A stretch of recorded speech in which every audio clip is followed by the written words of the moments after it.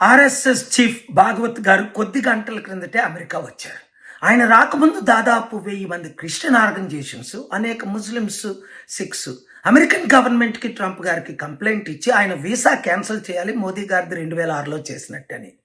అప్పుడు ఎవరైతే వీసాలు క్యాన్సిల్ చేయగలరో ఒక పెద్ద ఆయన కొద్ది రోజుల కిందట నాకు కాల్ చేస్తే, సార్ మీ ఒపీనియన్ ఏంటి, ఆయన వీసా క్యాన్సిల్ చేయాలా, మ్యాడిసన్ స్క్వేర్ గార్డెన్లో మీటింగ్కి పర్మిషన్ ఇవ్వాలా?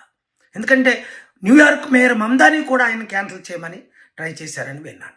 నేను ఒకటే చెప్పాను అమెరికన్ లీడర్స్కి, ప్రజాస్వామ్యంలో ఆయన్ని మనం క్యాన్సిల్ చేస్తే, ఆయన మీటింగ్ క్యాన్సిల్ చేస్తే, మరి ఇండియాలో కూడా Christian leaders, Christian churches, Muslims ఏంటి, ఫ్రీడమ్ ఆఫ్ రిలీజియన్ ఆర్టికల్ 25 ప్రకారం ఆర్ఎస్ఎస్ చీఫ్ నేను అనేక సార్లు మోదీ గారిని నేను రిక్వెస్ట్ చేశాను, డిమాండ్ కూడా చేశాను, ప్రజాస్వామ్యాన్ని కాపాడండి, ఆర్టికల్ 25, 19, 21, 14 కాపాడండి, అందరికీ సమాన హక్కులు ఇవ్వండి అని.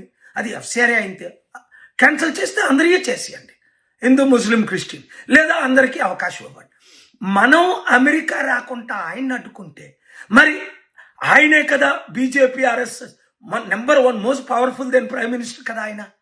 మరి ఆయన్ని మనం అడ్డుకుంటే ఆయన ఇతరులు కూడా అడ్డుకుంటారు. అందుకనే నేను ఆర్ఎస్ఎస్ చీఫ్ని రిక్వెస్ట్ చేస్తుంది ఏంటంటే, ఆగస్టు 29 మీ స్పీచ్లో ఇండియన్ క్రిస్టియన్స్కి, ముస్లిమ్స్కి, సిఖ్స్కి, ముఖ్యంగా అమెరికన్ క్రిస్టియన్స్కి అష్యూరెన్స్ ఇవ్వండి.